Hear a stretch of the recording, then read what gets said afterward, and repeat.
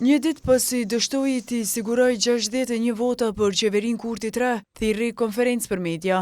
Kryeministrin në detyrë Albin Kurti pret që për 4 muajt e ardhshëm në Kosovë të ketë edhe 2 palë zgjedhje përveç balotazhit.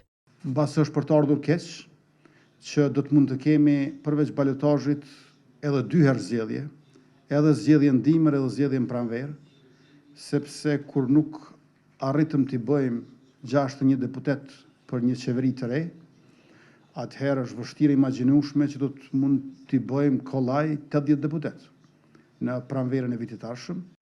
I pari i qeverisë në detyrë tha se ftesë për koalicion ka pasur vetëm për lidhjen demokratike të Kosovës dhe nismën social-demokrate, por që të dyja kanë refuzuar.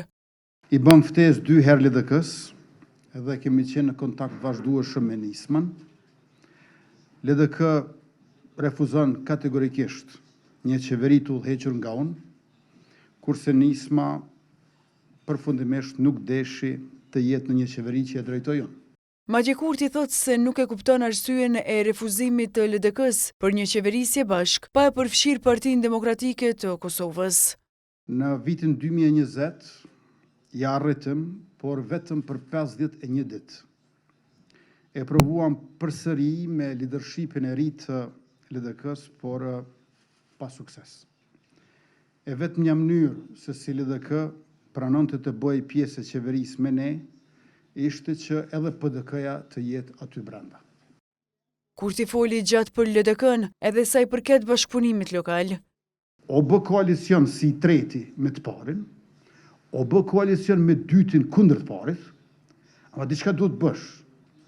E tash kjo ka shkuar shumë larg. Një herë kisha përshtypjen që me të vërtetë ndoshta e kanë me mua personalisht. Thjesht s'duam që Albin Kurti të jetë kryeministër, edhe kjo për neve është e panegociueshme, e pa imagjinueshme.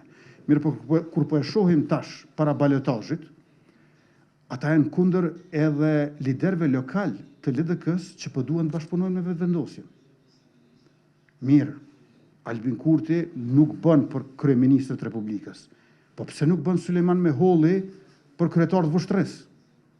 Kurti u pyet edhe për 5 votat më pak në krahasim me ato që i synonte.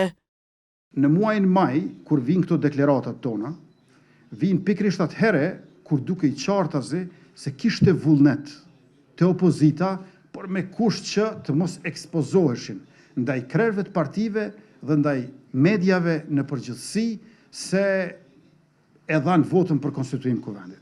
Pra, kishte një lloj trysnie të jashtëzakonshme mbi deputetët në muajin maj, si vjet, që kurse si të mos bëjnë as takime me lëvizjen vetëvendosje.